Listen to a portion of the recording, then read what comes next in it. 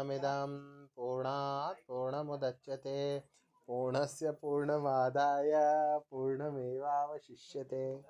ॐ सत्यव्रतं सत्यपरं त्रिसत्यं सत्यस्य योनिं निहितं च सत्ये सत्यस्य सत्यामृत सत्यनेत्रं सत्यात्मकं त्वं शरणं प्रपन्नः। ॐ नमः पराया वितथानुभूतये गुणत्रयाभासनिमित्तबन्धवे अदृष्टधाम्ने गुणतत्त्वबुद्धिभिर्निवृत्तमानाय दधे स्वयंभुवे। श्रीराम जय जय राम श्रीराम जय जय राम श्रीराम जय जय राम श्रीराम जय जय राम। राम राम। 9 दिवसीय जन्म दिवस मनाया किसी बड़े व्यक्ति ने। सुन रहे मना रहा है कोई बड़ा व्यक्ति चुटभैया। तो 9 दिवस के उपरांत तो दशहरा होता है ना। 9 दिवस के उपरांत तो दशहरा होना चाहिए, परंतु खैर सबके अपने अपने मंतव्य है। इधर राम कथा कहते हुए जी नहीं भरता। राम कथा के कुछ सुंदर सुमधुर और दुर्लभ पुष्प भगवान की सेवा में कह देने चाहिए जब भी अवसर मिले, जब भी भगवान कृपा करे। दूसरी एक और है कि भगवान की कृपा रही तो धनुर्मास की सीमा नहीं है अपने लिए, है ना। ये ऐसा नहीं चल रहा है कि कोई धनुर्मास का सत्संग चल रहा है, ये निरंतर वाला सत्संग चल रहा है। मूल है, मुख्य बात है कि राम कथा के प्रसंग अब अज के पुत्र महाराज दशरथ हुए। दशरथ जी के पिताजी जो है वो बहुत कम अवस्था में, अर्थात दशरथ जी बहुत छोटे थे तब अज जो है वो परमपद हुए, और माता जी भी इंदुमती माता थी। तो दशरथ जी जो है वो स्वयं वशिष्ठ जी की देख रेख में बड़े हुए, और इसीलिए कदाचित वशिष्ठ जी में इतनी श्रद्धा है कि वशिष्ठ जी के यहाँ नियमित जाया करते। जब भी अयोध्या में होते तब वशिष्ठ जी के आश्रम में दशरथ जी नियमित जाया करते। ये दशरथ जी की श्रद्धा है। तो इस तरह से दशरथ जी का क्रम चल रहा है, दशरथ जी के नियम चल रहे हैं। दशरथ जी जब बड़े हुए तब महर्षि ब्रह्मर्षि वशिष्ठ जो हैं उनके प्रताप बहुत बड़ा चढ़ा था। और इधर कौशल देश के राजा ने विचार किया कि मेरी पुत्री का विवाह चक्रवर्ती सम्राट के साथ होना चाहिए, और इसी हेतु जब ऋषियों ने अनुमोदन किया कि इनके द्वारा ही जो है तुम्हारी बेटी का विवाह लिखा हुआ है इनके साथ ही, तो अपनी पुत्री कौशल्या का विवाह इन्होंने अपनी पुत्री कौशल्या का विवाह दशरथ के साथ सुनिश्चित किया। अब रावण लंका में बैठा हुआ है, 3 करोड़ वर्ष तो होगा इसको शासन करते करते। इसने कहा ब्रह्मा जी कोई हुआ है मुझे मारने वाला, ऐसे गर्भोक्ति हुई। इस वक्त ब्रह्मलोक से ब्रह्मा जी ने कहा, बोले हाँ बस रावण तू देख, विवाह तो निश्चित हो ही गया है, विवाह तो निर्धारित हो ही गया है। अब जब सुन लिया कि जब विवाह निर्धारित हो गया है साहब, तो रावण तो घबरा गया। उसने कहा विवाह निर्धारित हुआ अर्थात इन दोनों का विवाह होगा और इनके यहाँ विष्णु का अवतार होगा, वैष्णवावतार होगा। तो रावण ने कहा देखो पितामह, अब आपका विधान में कैसे बदलता हूँ। ये सबसे पहले पहुँचा अयोध्या जी। अब यहाँ सरयू में महाराज दशरथ अपने मंत्री, 8 मंत्री हैं दशरथ की। जो नवरत्न की परंपरा है अपने यहाँ नहीं है। अपने यहाँ 100 के ऊपर 8 होते हैं। जैसे प्रमुख भगवान की 8 पटरानियाँ थी, वैसे 8 दृष्टि, जयंत, विजय, अकोप, धर्मपाल इत्यादि 8 मंत्री है, सुमंत्र उसमें है। तो 8 मंत्री हैं दशरथ के। तो दशरथ नौकायन कर रहे हैं। अब नौकायन कर रहे हैं और उसी समय रावण जो है वेग से आ गया और रावण ने बड़ा युद्ध किया, प्रचंड युद्ध किया और मिनटों में ही जो है उस नौका को उलट दिया और ये कहा कि अयोध्या के राजकुमार को तो मैंने डुबो दिया। फिर वहाँ से वो सीधा कौशल देश में पहुँचा। वहाँ तमाम तहस नहस करने के उपरांत राजकुमारी कौशल्या को, अब कौशल्या को स्पर्श ये नहीं कर सकता था, इसको शाप मिला हुआ था कि किसी भी स्त्री को तूने पर स्त्री को उसकी अनुमति के बिना यदि स्पर्श किया तो तेरा बहुत बड़ी क्षति हो जाएगी। तो स्त्रियों से तो थोड़ा भरा हुआ भी था इसका मन, तो क्या स्पर्श भी क्या करता, इसने झट से जो है उनको उठाया अपने कक्ष सहित अर्थात कमरे सहित ही रावण ने ऐसा ऐसा हाथ में उठाया और उठाकर जो है लंका की ओर ले चला पुष्पक विमान में। अब जब पुष्पक विमान में उस कक्ष को रख दिया उसने कौशल्या देवी के और चल पड़ा लंका की ओर। तो मार्ग में उसने सोचा कि लंका ले जाएंगे तो वहाँ मंदोदरी से हो सकता है झगड़ा भी हो जाए और वहाँ पूरी बात बैठा मना के और फिर मैं इसको राजकुमारी को लेके आता हूँ। और तब तक मैं क्या उसने ये भी विचार किया कि जो मुहूर्त है विवाह का टल जाएगा तो विष्णु होगा ही नहीं। तो उसने एक तिमिंगिल नाम की जो मछली थी उसको कहा कि तू इसकी जो है रक्षा करना और तिमिंगिल के संरक्षण में और कौशल्या देवी हैं। अब हुआ यूँ कि तिमिंगिल के सामने एक दूसरा उतना ही बड़ा मत्स्य आ गया लड़ने के लिए। अब तिमिंगिल क्या करती, तो तिमिंगिल ने जो है कौशल्या देवी को एक पेटी में सुरक्षित रख दिया और पेटी में रख के जो है उसने कहा राजकुमारी तुम सो, और एक बड़ी सी पेटी में रख के और युद्ध लड़ने चला गया। अब इधर क्या हुआ, दशरथ और सुमंत्र तैरते तैरते तैरते तैरते जो है वो उसी द्वीप तक आ पहुँचे। उन्होंने देखा एक पेटी है तो पेटी खोली। अब तिमिंगिल और वो मत्स्य जो है दोनों ने एक दूसरे को मार दिया। और जब पेटी खोली तो वहाँ एक बहुत सुंदर राजकुमारी। दशरथ ने कहा कि कन्या तुम कौन हो? उन्होंने कहा मैं कौशल की राजकुमारी हूँ। रावण ने आके ऐसा ऐसा कर्म किए। उन्होंने कहा रावण ने तो मेरे साथ भी ऐसे कर्म किए, परंतु अंडर वाटर स्विमिंग करते हुए, और वो भी अत्यंत द्रुत गति से दक्षिण दिशा की ओर यहाँ आ गए। तो कितनी दूरी है, सरयू जी से जो है ये डायरेक्ट दक्षिण में आ गए। हमने कहा मेरे साथ भी ऐसा हुआ कि मुझे भी ये जो हरण करके ले आया और ये तो किसी स्त्री को छू नहीं सकता। इसके किस्से भी बड़े प्रसिद्ध थे रावण के, सबको पता था कि किसी स्त्री का ऐसा अपहरण नहीं कर सकता। तो इसलिए इसने जो है ये यहाँ पे मुझे छोड़ा और ये तो चले गया लंका में। तो वहाँ पे क्या हुआ कि उन्होंने कहा कि चलो मुहूर्त विवाह का अपना। तो उन्होंने कहा कि कुछ दिन हो गए हैं और देखो मुहूर्त तो बस ये आ ही गया, ये इसी मुहूर्त में तो अपना विवाह होना था। तो उन्होंने वहाँ गंधर्व रीति से विवाह कर लिया।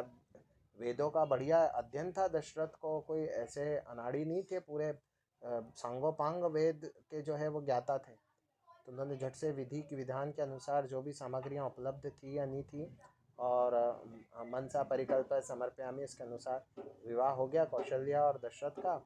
और इन्होंने कोई पेटी और कुछ तैयार किया और वहाँ से अयोध्या की तैयारी करने लगा। इधर रावण बैठा, उन्होंने कहा क्यों पितामह क्या रही, हो गया विधान सब नष्ट उद्दिष्ट। उन्होंने कहा विधान रावण जो लिखा है वही है, विवाह हो चुका है इन तीनों का भी वहाँ द्वीप में जहाँ तो छोड़ के आया। अब रावण तो क्रोध से आग बबूला हो गया। उसने कहा अब तो जाके सीधे मार ही डालता हूँ ना मैं। उसने उठाया चंद्रहास खड़ा, उसने कहा तू मारेगा तो अभी विष्णु प्रकट हो जाएंगे और बचा कुचा तेरा जो जीवन है वो भी समाप्त हो जाएगा। तो यार तो जितना जीवन है उतना जी ले और अन्यथा जो मर्जी वो कर। तो रावण ने सोचा जितना मर्जी हो उतना जी लेते, तो इसलिए वो ठंडा बैठ गया, कह रहा है कुछ नहीं।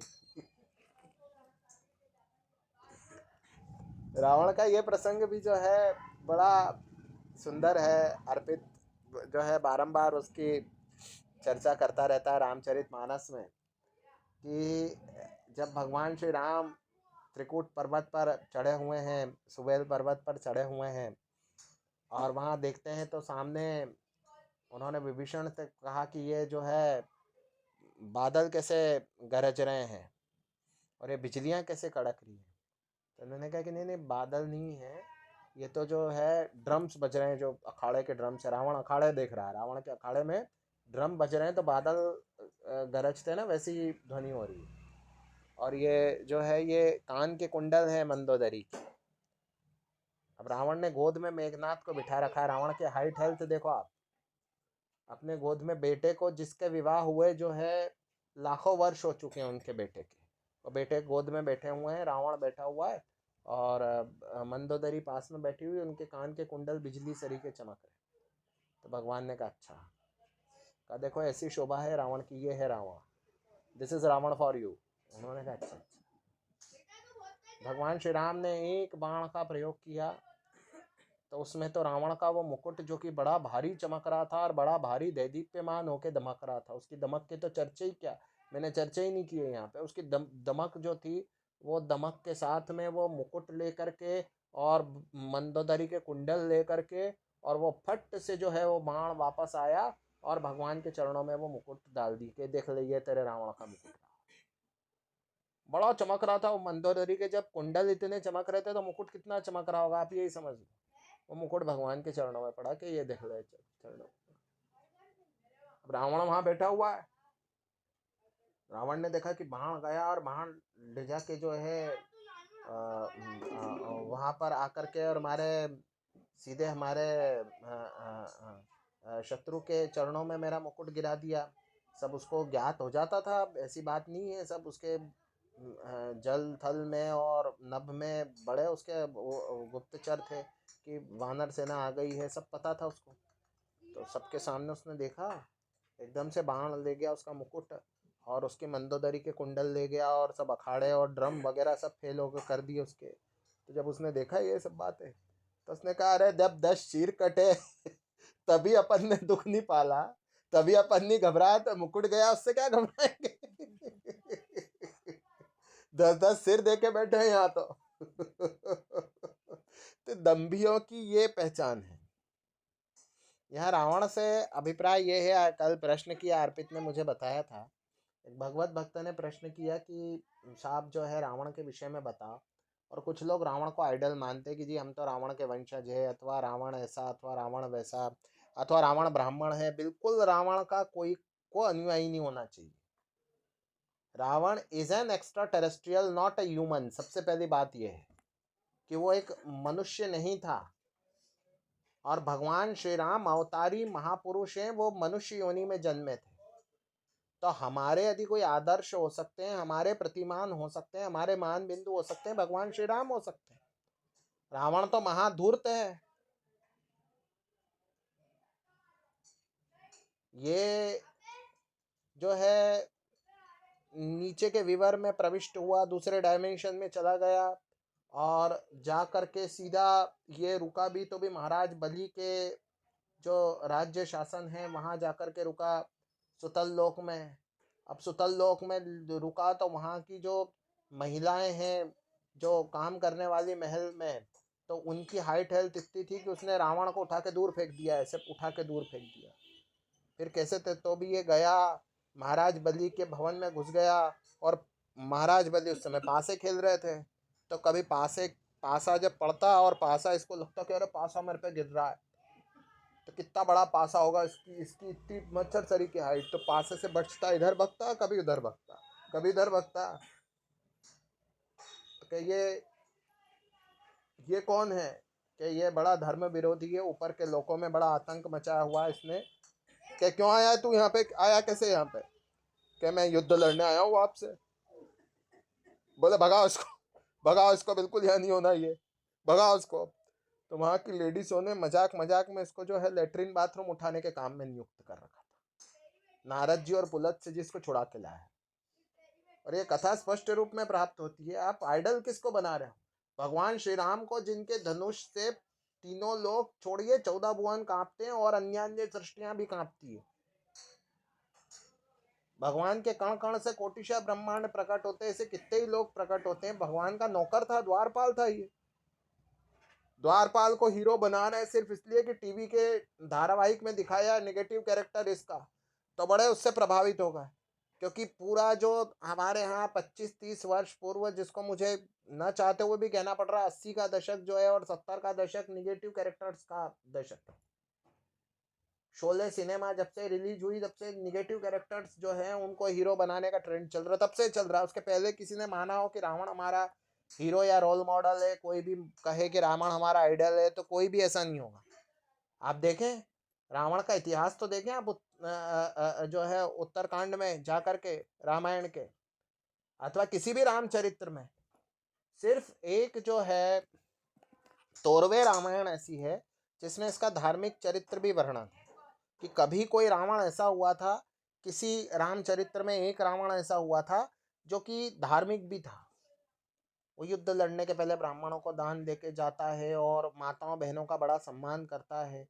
किंतु यहाँ तो ये जो रावण जिसकी हम चर्चा कर रहे हैं, तो करोड़ों लेडीज जो है वुमनाइजर था। ये औरतों के साथ में अय्याशी किया करता था। उनके माँ पति और भाई वगैरह सबको याद कर करके वो माताएं बहनें रोती थी। उसके विमान में कितनी पड़ी रहती थी, हजारों लाखों करोड़ों महिलाएं।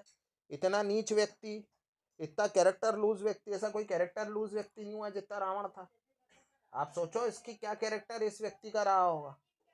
और इस व्यक्ति को हम रोल मॉडल मान ले, जो स्वयं, जिसकी अंतरात्मा स्वयं से त्रस्त थी कि कब मेरा समय आए और कब मुझे मुक्ति मिले। छोटे भाई को तो सुला दिया भगवान ने, और इसको जो है भुगतने को छोड़ दिया वहां पे कि अच्छा संकादी को रोका था ना तूने, ले भुगत। भुगत रहा है वो। सहस्त्रार्जुन से युद्ध किया, इसको बांध लिया वहां, इससे हाथ पैर जोड़ के छुड़ा के ला उसके कि नहीं तू बड़ा महान राजा है, छोड़ दे इसको। परशुराम जी को प्राण लेने पड़े फिर उसके, वो अलग कथा है, कभी बाद में सुनाता हूँ वो भी। इसको छुड़वा के लाए वहां से। अब क्या है, मैं कथा के स्टाइल में कथा नहीं सुनाता हूँ, घर में बैठ के कथा सुना रहा हूँ ना, तो वैसी कथा सुनाता हूँ मैं, जैसे तुम लोगों से बात कर सकूँ, तुम लोगों से चर्चा करता हूँ, उसी शैली में सुनाता हूँ। वैसे बैठ के बड़े अदा में बोलना कि ये ऐसा नहीं वैसा नहीं वैसा नहीं।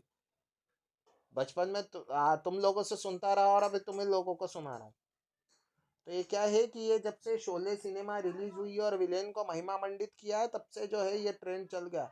नहीं हम तो रावण के वंशज, कोई रावण के वंशज रावण से ऐसे ऐसे सड़े सड़े काम करवाए हैं। श्वेत द्वीप में गया ये, वहां पे इसने स्वयं को कीड़े सरी का पाया। बाद में सनकादि से नारायण की महिमा सुन के इसने कहा अच्छा है नारायण से शत्रुता प्राप्त करें तो उनके हाथों मुक्ति होगी। इसकी पराभव के इतने प्रसंग है, यहाँ तक कि यमराज से भी जब इसका युद्ध हुआ था तो बराबरी पे छूटा था। यमराज ने यमदंड उठाया था तो ये कहा था कि ब्रह्मा जी को इसको वरदान प्राप्त है और नारायण का अवतार होना है, इसलिए अभी यम देवता रुक जाओ। तो इसने नहीं है हिरण्यकशिपु की तरह लोकों का लोकपाल प्राप्त कर लिया था। इंद्र से भी युद्ध ये हार गया था, लगभग हार गया था, किंतु इंद्र को गौतम ऋषि का शाप था, इस कारण मेघनाद ने फिर इंद्र को हराया, इसीलिए उसका नाम है इंद्रजीत। और उसके उपरांत भी इंद्र के पास ही रहा स्वर्ग, इसके पास नहीं रहा। ये इसको सिर्फ भूमंडल के आसपास का जो राक्षस प्रजातियां थी जितनी जमाम चाली, उसका ये शासक था। और एक इसका जो दबदबा था कि नहीं रावण है ये, बाकी कंट्रोल मैनेजमेंट नहीं था, कब्जा नहीं कर लिया था प्लॉट पे, प्लॉट वालों को चमकाता था ये, समझो ना, कि ये नहीं था कि ये उसका ही हो गया स्वर्ग और ये वहां पे जाके बैठा है। कोई नहीं बैठा, वृत्रासुर तो बैठ गया था जाके स्वर्ग में, ये कोई बैठा क्या, ये यहीं बैठा था, इसको कहा कि वहीं बैठो तुम। और जब से भगवान राम पधारे तब से तो जो है ना ये वहां गया भी नहीं, स्वर्ग गया भी नहीं कहीं कुछ किसी काम से। तो वहां इंद्र के स्वर्ग में रहेगा, ब्रह्मा जी ने व्यवस्था की थी तुम यहाँ रहो। और नीचे के अतल वितल तक किसकी होगी तो होगी, बस अतल तक होगी, बाकी और इसको सोचो कि ये सुतल लोक में तो उसको जूते पड़े अच्छे खासे तबीयत से। बहुत सारे इसके पराभव के प्रसंग है, बहुत सारे। बाली से, महाराज बाली से, महाराज बाली मॉर्निंग वॉक करने सातों समुद्र के तटों पे घूमते थे, मॉर्निंग वॉक करते थे। अच्छा 7 समुद्र में से एक समुद्र तो हमारी धरती पे दिखाई पड़ता है, बाकी समुद्र जो है उस काल में, त्रेता में, उस चतुर्युगी के त्रेता में हो सकता है दिखाई पड़ता हो मानवों को, आज तो नहीं। उस चतुर्युगी में तो ये थे एक्स्ट्रा टेरेस्ट्रियल भी दिखाई पड़ते थे, बड़े बड़े डायनासोर पक्षी के रूप में होते थे, तो बड़ा अलग तरह का वातावरण था उस समय। तो महाराज बाली जो थे वो मॉर्निंग वॉक करते थे समुद्र के तटों पर, महात्मा बाली। तो ये जो है ये युद्ध लड़ने उनसे चला गया। अब क्या हुआ कि ये और इसके साथ इसकी सेना भी थी। तो क्या हुआ कि बाली के जो ये जो बंदरों के जो बाल रहते हैं ना, शरीर के जो रोए रहते हैं ना, तो रोए जो हिल रहे थे ना, उससे इसकी सेना उड़ उड़ के दूर दूर जा रही थी। तो इसने कहा कि आक्रमण कर दो, आक्रमण। तो उसने कहा आक्रमण तब करे जब सामने खड़े रहे। अब पीछे से भी आक्रमण कर दे अपन लोग, तो रोए से उड़ के तो अपन दूर जा रहे हैं, बाली तो उनके मस्ती में मॉर्निंग वॉक कर रहे। तो फिर ये किसी तरह से इसने एडजस्ट किया स्वयं को, और कहीं जाके इधर गदा मारे, कहीं जाके उधर गदा मारे। तो बाली ने जो है उसको पकड़ लिया। इसको उसने कहा यार ये कौन है, मच्छर है, कौन सा जीव है पता नहीं, और इसको ऐसे बगल में दबा लिया। और बगल में दबा के जो वो है अपनी नगरी में गए, और अपनी नगरी में उठा के इसको एक टेबल पे रखा और कहा भाई क्या समस्या है तेरे को, क्या समस्या आ रही है, क्या परेशानी है तेरी, प्रॉब्लम क्या है तेरी। तो इसने सोचा, पहले ही ये जूते खा के आया था बलि के यहाँ, महाराज बलि के यहाँ। तो इसने कहा कि नहीं मैं तो आपसे मित्रता करने आया था, आपका ध्यान नहीं था, इसलिए आपको बार बार वीरों को प्रबोधित करने का ये भी तरीका है कि थोड़ा बहुत गदा यूं लगा दी। उसको मालूम था कि वो गदा मारेगा तो लग ही नहीं रही है यहाँ पे, तो यहाँ लग ही नहीं रही है। तो इसको फिर उसको टेबल पे रखा। तो फिर उसने कहा चल तू और हम दोस्त हुए, तू कहाँ रहता है। उसने कहा लंका नगरी है ना मेरी, मैं शिव भक्त हूँ, आप सुनना। मैं फिर अपने वंश का परिचय दिया। जहाँ इसको समस्या आ जाती थी ना, वहां इसके दादा और पिताजी को बताता, विश्रवा ऋषि का जो है मैं पुत्र हूँ। तो वो कहता अरे अरे अरे फिर तो बैठ जाओ। इसलिए इससे मित्रता भी कर लेते थे ये लोग। पुलत्स्य का पौत्र हूँ, नहीं तो इसमें पर्सनल कोई मधु कहेगी कि ये शब्द नहीं बोलना। पर्सनल इसकी कोई बिसात नहीं थी। पर्सनल इसकी अगर आप सोचे कि इसकी कोई डेजिग्नेशन है पर्सनल, तो ये 25 से हारा हुआ था। ये इसकी स्थिति है। और वहीं हनुमान जी के विषय में भगवान श्री राम स्वयं घोषणा करते, कोई एक होगा जिसके बारे में स्वयं श्री राम कहते हैं कि देखो इन सब का मिला लिया जाए तो हनुमान का 1% भी नहीं होते हैं सब मिलके। कुंभकर्ण भी मिल जाए, मेघनाद भी मिल जाए, रावण भी मिल जाए, बाली भी मिल जाए, और भी दुनिया भर के मिल जाए, तो हम हनुमान जी महाराज को रोल मॉडल मानेंगे कि इसको मानेंगे।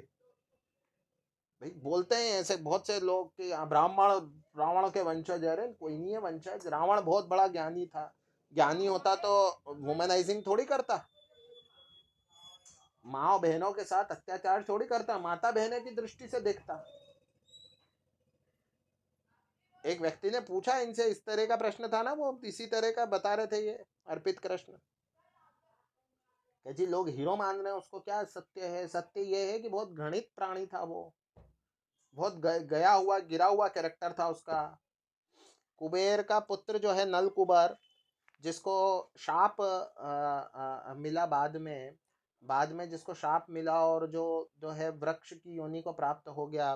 अर्जुन वृक्ष बना हुआ था वो, और मणिग्रीव जो है जुड़वा अर्जुन वृक्ष वृक्ष बने हुए थे। यमलार्जुन जिसको कहते हैं, कृष्ण भगवान ने उद्धार किया था जिसका, वो नल कुबर। वो रंभा के साथ में जो है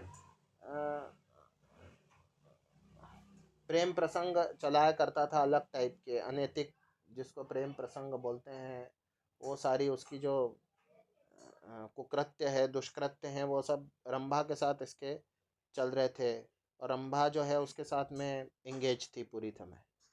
तो ये जो है ये इसने रंभा को जाते हुए को हाथ पकड़ लिया, छेड़ने लगा ये।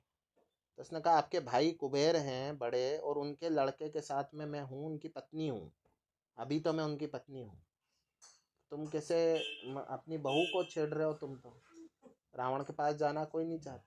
उसने कहा देख भाई कोई मेरे लिए कोई ऐसा कुछ नहीं है, तू अप्सरा है और मैं जो है रावण हूँ, बाकी कोई संबंध मान्य नहीं होगा। मेरे लड़के की बहू होती तो एक बार मैं ध्यान दे देता। तो फिर क्या हुआ कि रंभा के साथ उसने शील भंग कर दिया। शील तो खैर था नहीं, अप्सराओं का शील नहीं होता है। तो रंभा के साथ इसने बलात्कार किया। तो फिर रंभा जब गई तो फिर नलकुमार ने शाप दिया कि अब से तू किसी भी लेडीज को ऐसे छुएगा बिना उसकी अनुमति के, तो तू जो है तू जल के भस्म हो जाए। तो तब से चालाक भी था, तो नहीं छूता था तब से। अलग टाइप से जो है उनको विवश किया करता था। मतलब बहुत गंदा सा कैरेक्टर था जी, बिल्कुल सोसाइटी में एंटी सोशल एलिमेंट है। ऐसे लोगों का नाम लेना है, स्वयं को कहना है कि हम ब्राह्मण है, तो ब्राह्मण है तो और बिल्कुल नहीं होंगे। कि जिसका पिता उससे बड़ा त्रस्त था। विश्रवा ने स्वयं ने जो है रामायण के उत्तरकांड में इसकी निंदा की है। कुबेर से कहा है कि ये बहुत घृणित और पतित है, इसका तो भगवान ही उद्धार करेंगे। कुबेर तू बेटा छोड़, तू अलकापुरी में जाके और वहां निवास कर, इसको छोड़, इसकी बात ही सुनना छोड़, इसकी बात ही सोचना छोड़। जिसकी माँ स्वयं उससे त्रस्त थी, स्वयं की केकसी जो है उसकी माता, वो त्रस्त हो गई कि भाई ये बच्चा बहुत भारी उत्पन्न किया, ठीक है मुझे राक्षसी उत्पन्न करना था, पर ये तो और बहुत डेंजर राक्षस उत्पन्न हुआ, तो क्या करना। तो उन्होंने कहा नहीं, तीसरा पुत्र ढंग का होगा। तो तीसरा पुत्र ढंग का हुआ उसका। बाकी तो ये तो सब ऐसे ही थे सब।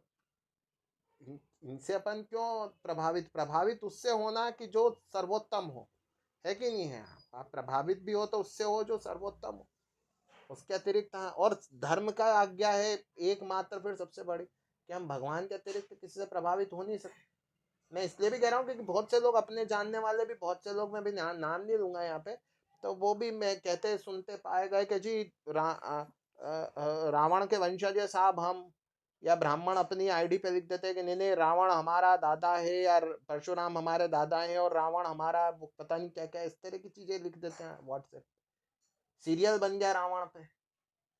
धर्म के शत्रुओं ने कहा अच्छा है, इन जैसे अनाड़ी लोग नहीं मिलेंगे कहीं भी, सीरियल बनाओ, रावण को हीरो बताओ, अच्छा है, रावण को पूजने लग जाएंगे। और जो शक्तियां हैं बेटी, बड़ी भारी भारी शक्तियां बैठी हुई है नाग लोक की और असुर लोक की, जो हमारे बड़े शत्रु हैं, उनका काम निकल जाएगा। तो राम को हम अपना हीरो माने, अपना आइडल माने, राम है सर्वस्व। ये इसको आइडल मानना छोड़ें, ये बिल्कुल निगेटिव कैरेक्टर है, बिल्कुल सब प्रकार से त्याज्य कैरेक्टर है। इसका वर्णन सिर्फ इतना ठीक है जितना रामचरितमानस में तुलसी बाबा ने किया, उतना ठीक है, बाकी तो उसका नाम लेना बड़ा पाप है, वैसी बात है। तो ये जो प्रसंग है भगवान के चरणों में अर्पित है। प्रश्न हुआ था इसलिए उत्तर दिया। श्री कृष्ण गोविंद हरे मुरारी, हे नाथ नारायण वासुदेव।